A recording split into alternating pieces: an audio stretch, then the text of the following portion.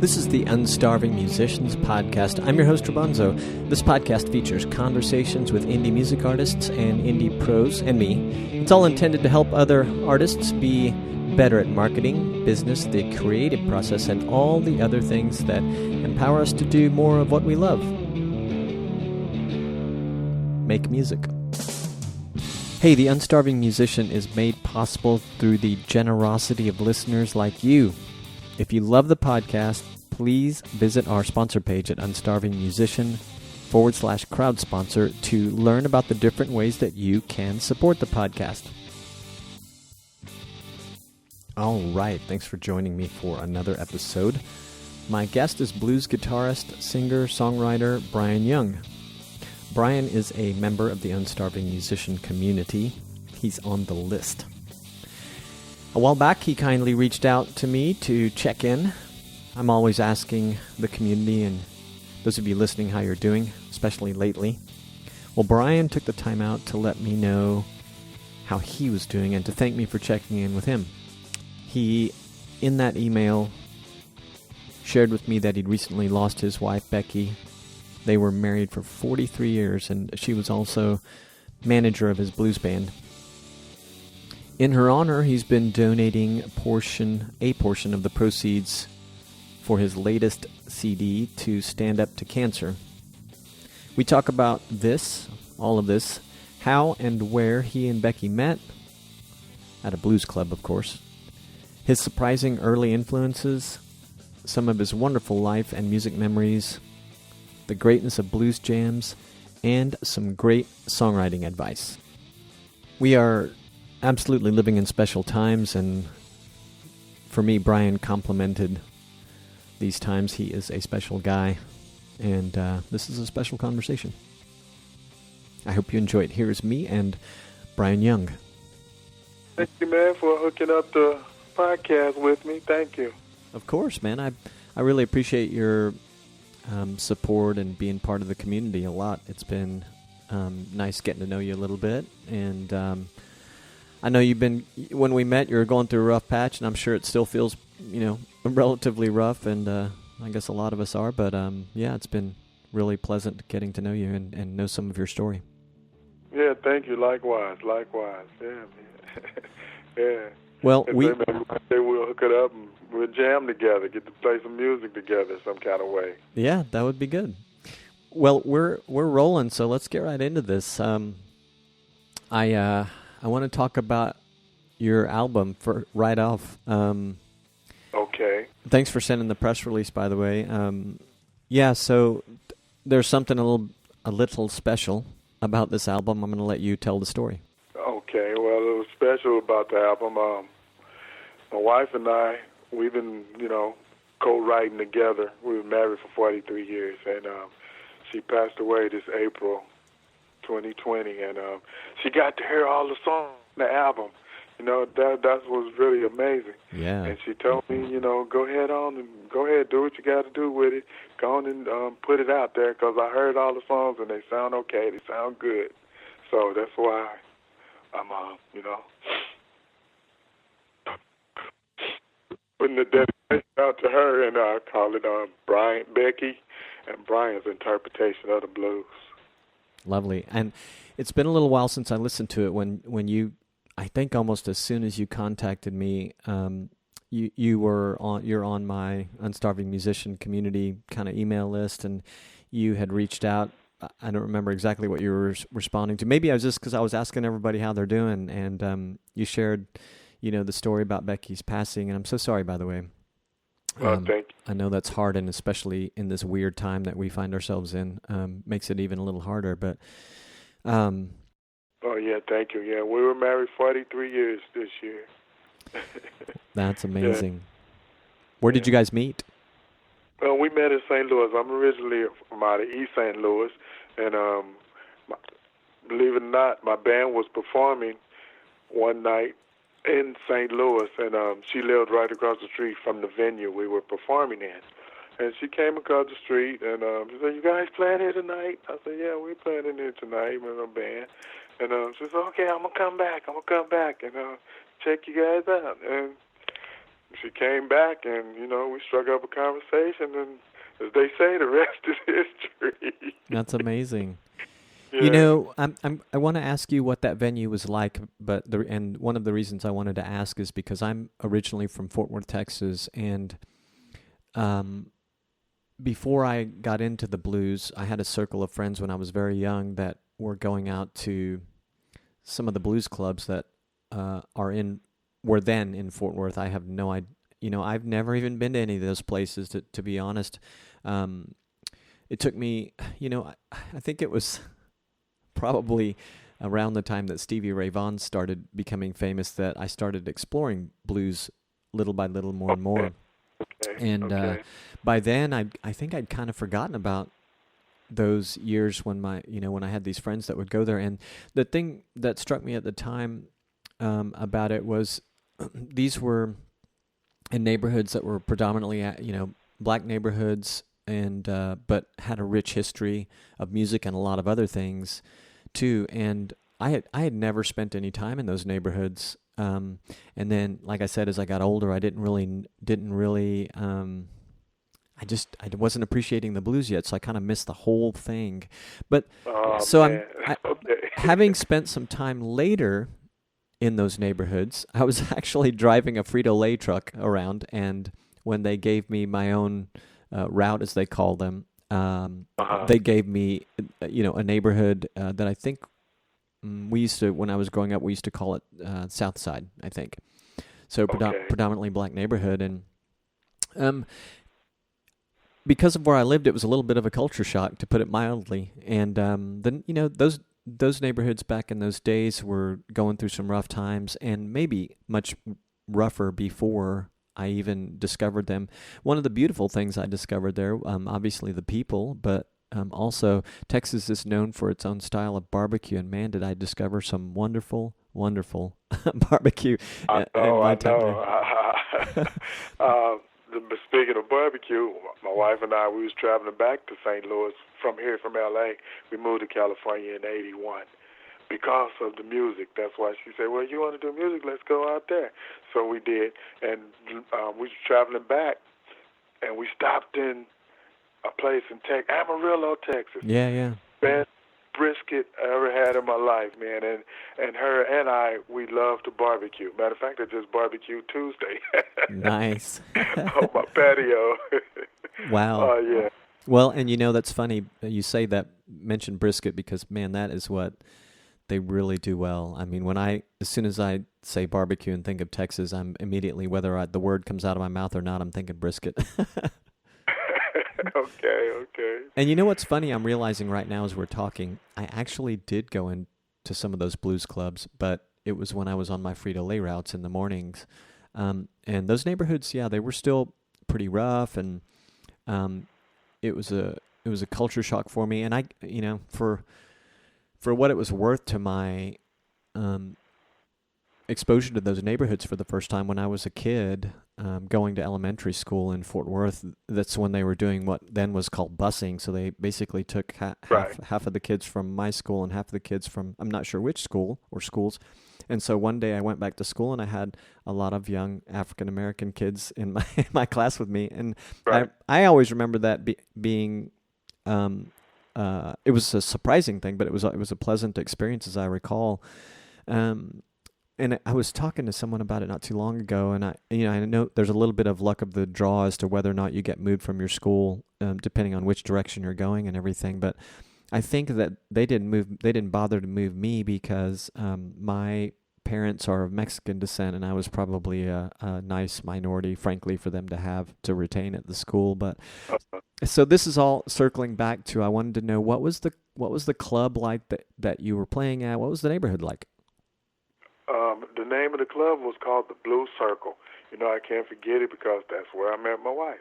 And it was just a regular bar. I had a nice stage in it. They played music on Friday and Saturday nights. I mean, had the big leather, big booths, the tables. They didn't serve food, but they served alcohol. Back then in the 80s, early 80s, you could smoke in the clubs, and it was a really nice atmosphere. I mean, it was peaceful. People came out. We packed the place every weekend. So Nice. that's, and it was a really nice experience. And, that's how I grew up in the St. Louis, East St. Louis, Illinois area, playing blues. That's why I started. But first, I got started hooked on the guitar was when I was growing up like everybody else, millions of kids, the Beatles.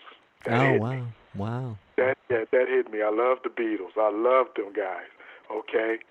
Then I heard Jimi Hendrix. I heard him, never seen him.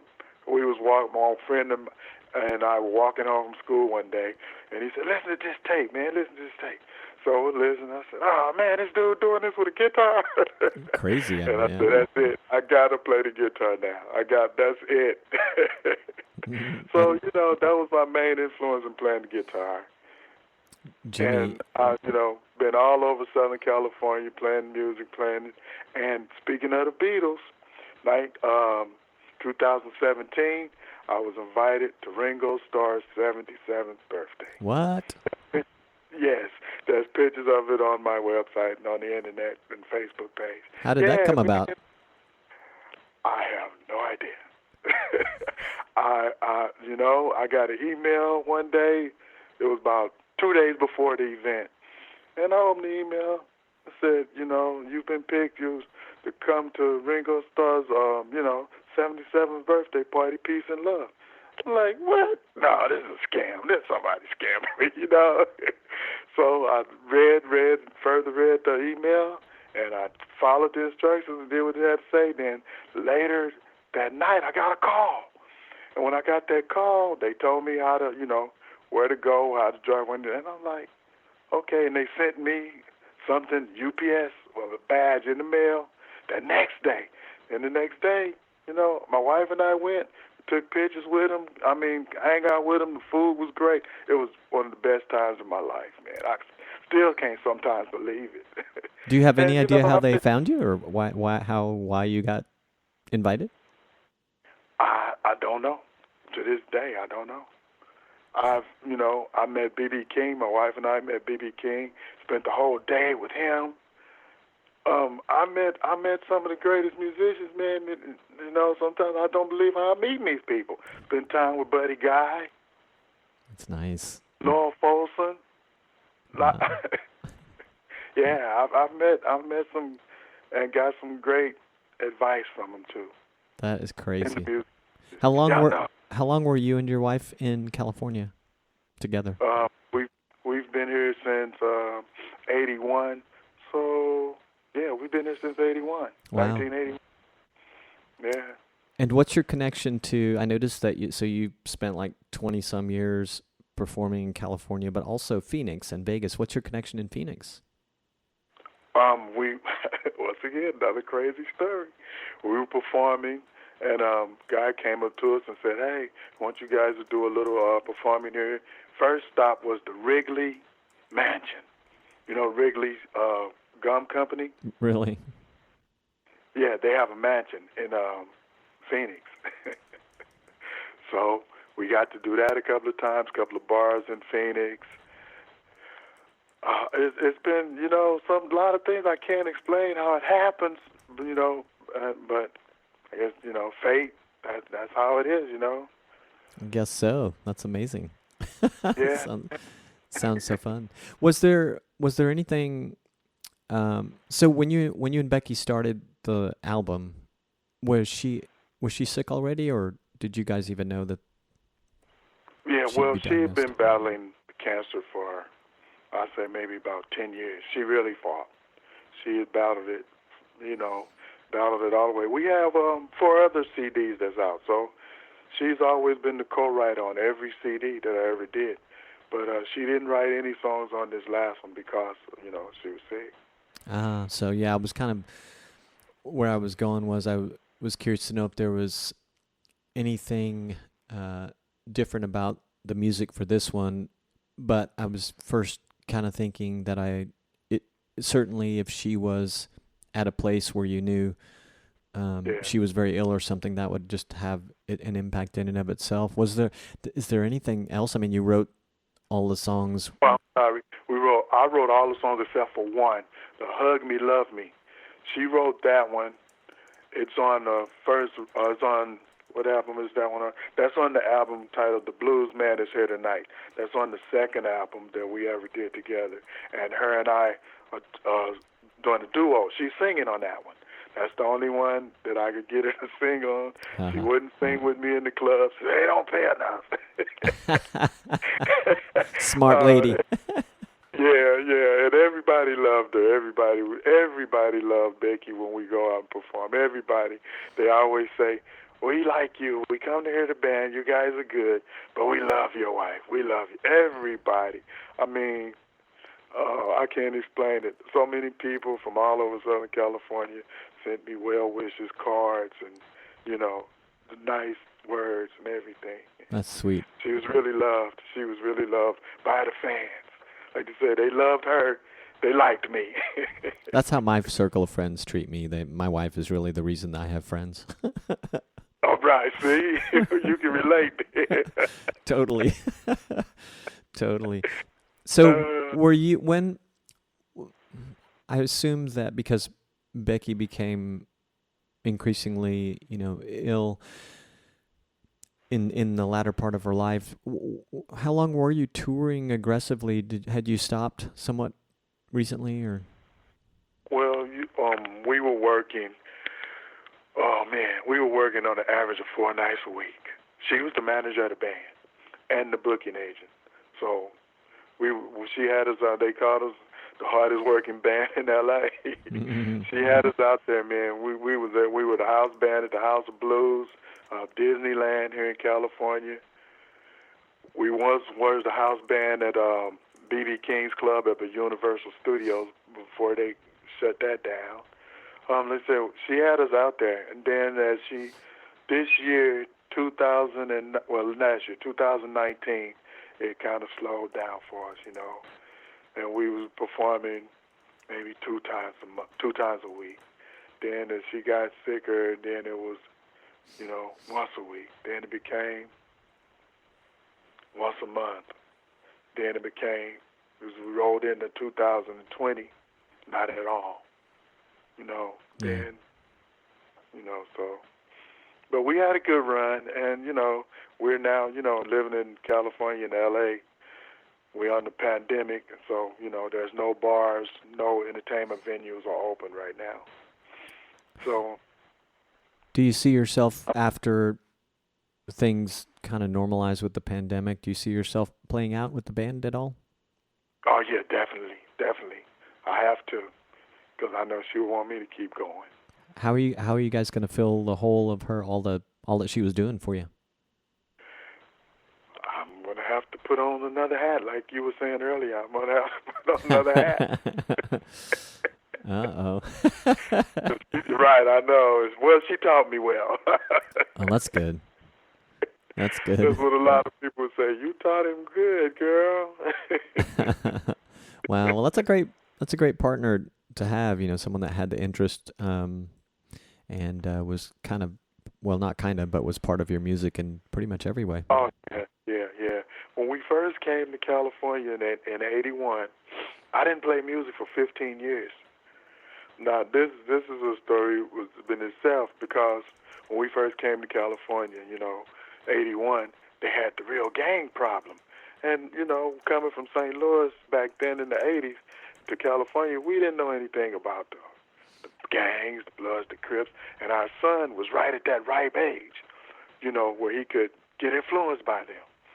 So I didn't play music for the whole 15 years because I had to be a dad, raise him up, be there, go to the PTA meetings, go to the sporting events, get him involved in this, and we both did. Parents, she would, get him involved in sports to keep him busy. Okay, then when he went off to college in 91, then in 92, she said, now you come on, what you waiting on? Do what you came to do. Do what you can, let's go. And so, like you were saying, you drove for Frito-Lay, I drove for UPS. Oh, wow. That's a hard gig. Very, very hard. And drove for Airborne Express. So being a musician, unstarving musician, you got to work, and Yeah. the whole time when the 15 years I didn't play, I had to pawn my equipment back and forth. But I kept all my guitars, kept everything, just kept paying the pawn dues. That's why we got the song on the CD, the Pawn Shop Blues. Now I got to go listen to that song. Wow. Yeah, man, that's really the Pawn Shop Blues. Wish I could leave it alone. Yeah, I was going to ask you. You just made it very clear to me, but I was going to ask what made you stop for 15 years. But that's a really great reason to hit the pause button. And I was curious to ask, just because I've had these short periods where I would stop playing, never that long, but and I now, in more recent years, I've looked back at those periods of not doing it, realizing I don't want to do that anymore, because for me, it's always been a little painful to come back, because I come back to it and I want to do it, but then there's the uphill of trying to, get your chops up and things. Right. But anyway, hey, we always come back to it. When I got back on the scene, I went to a lot of jam sessions, blues jams, and, getting back out there, getting the, like I said, when I first met my wife, I was performing regularly around the East St. Louis area. But like I said, once we got married and, had to do the parenting thing, what you got to do. Yeah. And so I hit the blues jams. And then once I did the blues jams for about a year, and I said, well, I'm ready to go back now. That's kind of how I did it one time. When we moved to California, excuse me, I didn't know anyone, really. Right. I didn't go, I did not go out and seek out musicians right away. And then a couple of years passed before I knew what had happened. And we had, actually, we moved right next door to an English guy who was a musician. And he loved... Oh, that was a blessing. Yeah, he loved blues, but he talked me into going to play at JJ's Blues at the open, at the jams, which at one time, it was kind of at the tail end of its history when I stepped foot in there, but at one time it was a premier spot for blues artists to play. But yeah, and I met someone who really sort of just walking in there, going in and playing with someone who was leading a blues jam there, who was very encouraging to me about coming back, inspired me to start playing again, and so then I started meeting people little by little. So those things are great, man. Blues jams. Right. Oh yeah, definitely. Yeah, like you say, you get to meet some nice cats, and sometimes you can even get them and get a band together from the guys that you've met, through the circle of the blues jams. Yeah. Yeah, totally. I think when anybody heard me play at that, you can always tell a guy who grew up playing rock music, not blues, on the drums, right? Or any instrument, I guess.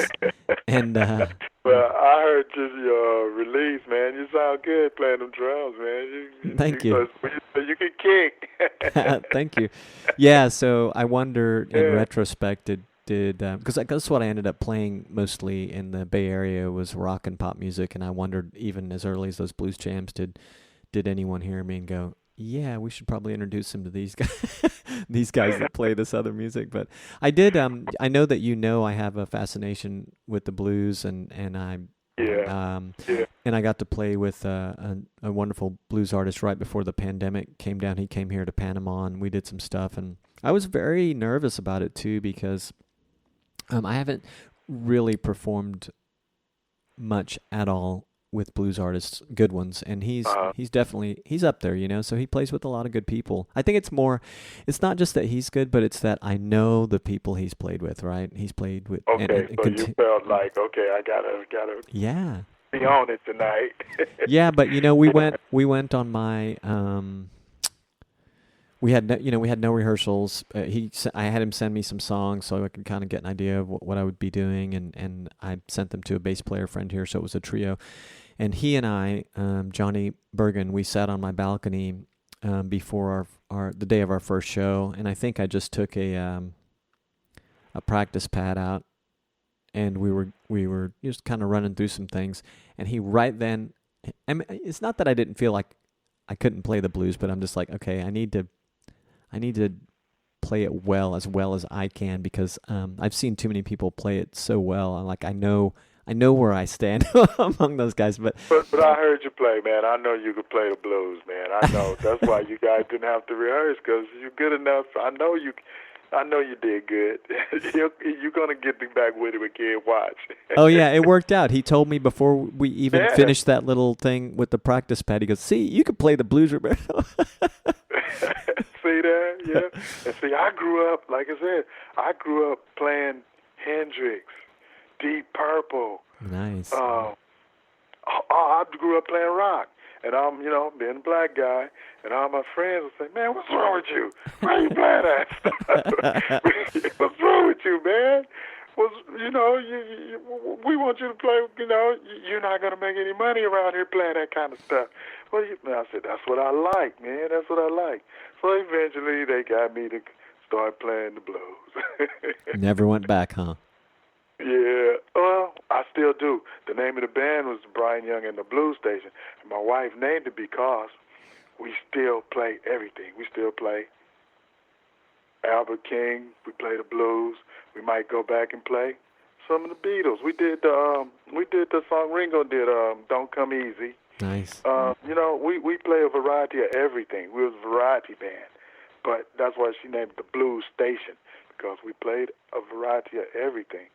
Eric Clapton or Ray Charles to Louis Armstrong. I mean, we played a variety. We play a variety of everything. That's so cool. She was a smart lady. You and I grew up playing a lot of the same music, because I know among the first, handful of songs that I wanted to learn to play and did were Jimi Hendrix songs and Right. Rolling Stones, and I think that for some reason the Beatles. Well, I know why. The Beatles were hard because the vocals were so clean, and when you're really young, unless it's unusual that a really young person's going to sing anything by the Beatles that well. But we would try like some of the things that they did that were a little more rock and didn't feel like we had to worry as much about the beautiful harmonies. I know, huh? Yeah, we have 5 CDs, man. They're out there, and we're on the Spotify and all the streaming services. So, like I said, we came back and did that song "Hug Me, Love Me" that was on that Becky and I singing together. That's the only one I could get her to sing on. I would tell her too when she would say, "Come on, you're not writing me any songs. You're not writing songs." She just looked at me, Wow, that's cool. Yes, I remember that you had your stuff on Spotify, and that's where I first checked out your latest one. I'm really looking forward to listening to some more of it and sharing it with my people. All right, man. Appreciate it. Thank you. Sure. I think the best one, though, the one before that we did was Blues Land, and that's the name of the CD, and she wrote a couple of songs on that one, and I like the title track, Blues Land. It's part 1 and part 2. Part 1 is kind of instrumental, and part 2 has the vocals and the lyrics. Blues Land. Cool. Are you? I'm kind of looking. I want to kind of bookmark you here on Spotify for myself. Are you just in there as Brian Young, or is it Brian Young in the Blues Station? There you are. No, I'm just there under Brian Young. But they have a Brian Young channel. I mean, okay. Yep, I see you. I'm going to be listening to this when we get done. Oh, thank you, man. Thank you. Are you in touch with the band here lately? Yeah, we keep in touch. We just just talk on the phone. That's it, and ask how you guys doing, what you guys doing. We not as regular as we used to. But we say hi and a few syllables dead by. And saying, well, we're thinking about starting a jam in our friend garage. I'm like, man, I don't know about that right now. Because here in California, if more than 10 people get together, they want to shut off the electricity and the water. Is that right? Yeah, because of the pandemic. So that's what I'm telling them, y'all. Y'all just hold off. We'll see what happens. Just hold off. That's smart. It's rough here, man. Like I said, there's no music venues opening, no entertainment venues, no bars. Yeah, it's the same for us. And it was where I'm at now. It's a beach community, and so it was a pretty small scene anyway. But several musicians that want to play out, and they just kind of all shut it down. So I just coincidentally had started thinking I want to record something, and certainly being somewhat cooped up encouraged me to get it done. Yeah, that's a great idea. That's what I'm doing. I went back in the studio and did one track, but I did one song. I'm working on some stuff, and then I start reminiscing about my wife, and had to shut it down for a minute. But I go back in and try to do something every now and then. And I'm always writing, words, but then when it comes time to go in and, lay the tracks down, that's what's kind of hard for me right now. Well, I'm glad that you're at least putting your toes back in there and writing some stuff, and I hope that you'll be able to press record sometime soon. That'll be great. Yeah, thank you. I appreciate that. Now I know what I'm going to bug you about when we email. You recording yet? Okay. Yeah. That's and great. Likewise, I'm going to ask you that too. Well, yeah, I know. Did I tell you about that? My friend, I'm supposed to talk to him this weekend to get some more details because I'm a rookie at this. But he heard the song. He heard it before it was finished, and then he heard it when it was finished. And he says, "Record an album, and I'll put you out on this new label venture I'm getting involved in." Did I tell you that? Great. No, you didn't tell me that. That's great. Okay. Well, yeah, I will be. At first, I was like, well, I said, let me get back to you. Let me think about that. And as soon as I told my wife, she goes, well, you have to. Yeah, I agree. You have to. So you'll be in your right to ask me if I've been working and working on stuff. You know what? I already booked a. So the song that you heard, "On Top of the World," that I sent you the preview of. Mm-hmm. Much of the lyrics were written at a writing workshop at a place called Tranquilo Retreat nearby, and it was really? Yeah, the workshops are really small groups, and the lady who runs it is just one of my favorite people in the world. But because it's really geared for fiction writers, but because she knows I'm a musician, and I had mentioned that.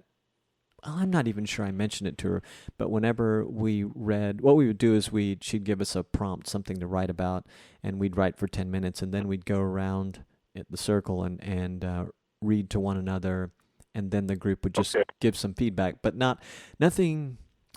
It was never a critical or in any way. It was more about like, wow, that character sounds a lot like this, or I really like the way you did this.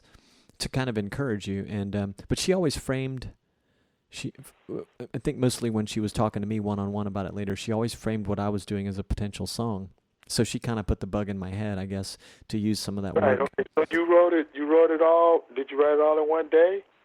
No. So I wrote basically prose for in that one day, like just in a couple hours that were there. I probably did three pieces while I was there, but then.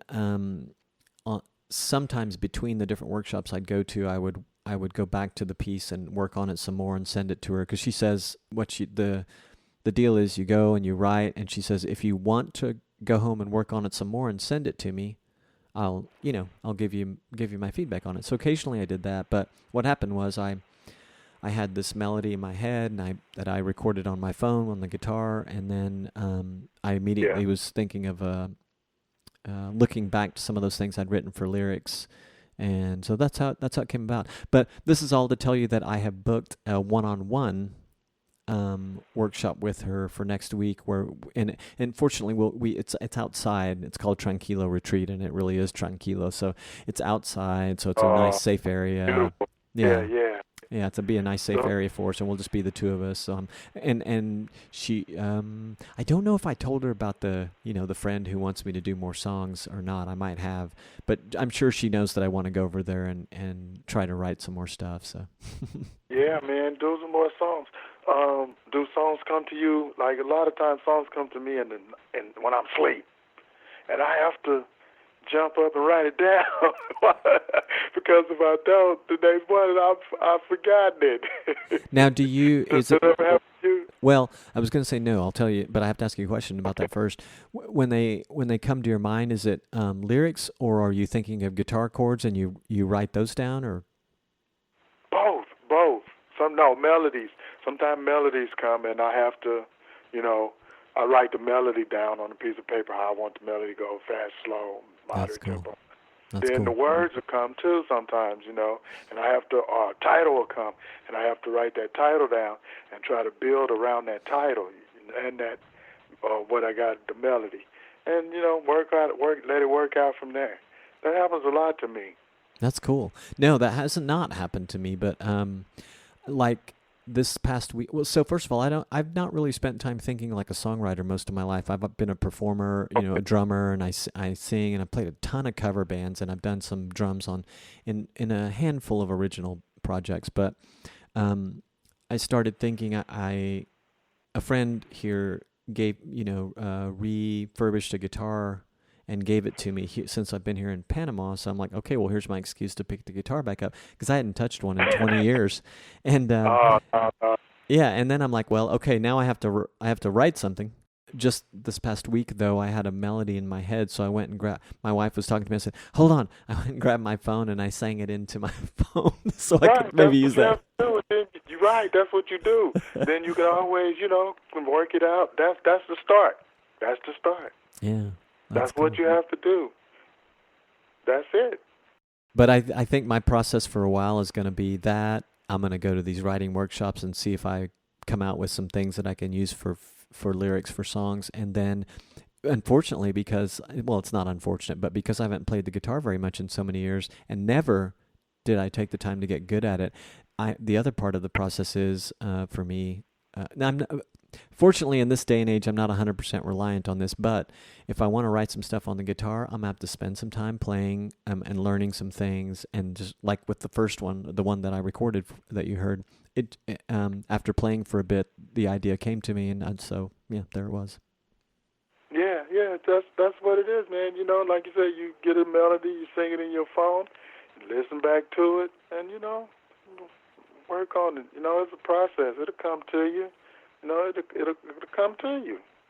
I believe you. That's what I do a lot of times. Yeah, I get a melody sometimes too, and hey, let me put this down. Now I need a title. It'll come to you, man. Get you. If you play the guitar, like the old saying, it's just like riding a bike, right? You might be a little slower at it, but if you keep going, the speed will come back. Everything will come back. Yeah. Well, Brian, my thing is my thing is anyway, you have the ear, you got the you know how music goes. Yeah, it's a beautiful song you wrote, man. Props on that, man. Power to you. Keep going. Thank you. Well, I will, and thank you. I appreciate the encouragement. It will be helpful for sure. So so I'll be bugging you. I guess you can bug me. Yes, sir. I will. You might get tired of it. That's that doggone Brian again. I'll be afraid to open your emails. Yeah, that's that blues guy. Oh God. So listen, I have a friend who's also in the community, and we were in a band long ago in Texas. And he hasn't written music in a long time, and he was asking me about my process, and he said, I want to call you sometime soon. I'm trying to talk to people about their writing process, and I just shot a couple quick things back at him and said, for sure, call me anytime. But what would you say to people who either haven't been writing for a long time, or they want to start writing and they think maybe they can, but they just can't seem to get started? What advice would you give? That's the last thing you said. You got to get started. Get your pencil, get your paper, or whatever. Just look around you and listen. Just sit and be quiet for a while. Thoughts will come to you. Write them down. Write them down. That's what you got to do. When you come to you, write them down, and go from there. Once you write it down, go from there. Cause I never forget this. I don't know if one of the last things, my wife was on her sick bed. We was talking about something, and she said, "Oh, they full of shit." And I said, "Oh, let me write that down." And that song is on the latest CD. Poetic. So, that's what I'm saying. Yeah, you think, and write it down, and you can build from there. That's so true. I love what you said about listen and look around. Johnny Burgin, the guy I mentioned to you earlier, that the blues player, when he was here, or maybe when we were talking for the podcast, he said that so his partner Stephanie, it's kind of like you and Becky. He's got a partner in crime that's with him all the time and managing him, and he said she comes up with a lot of great quips, and she'll say something, he'll go, "That's a song." Yeah, man, that's how it is. Say, let me write that down. That's what I do a lot of times, man.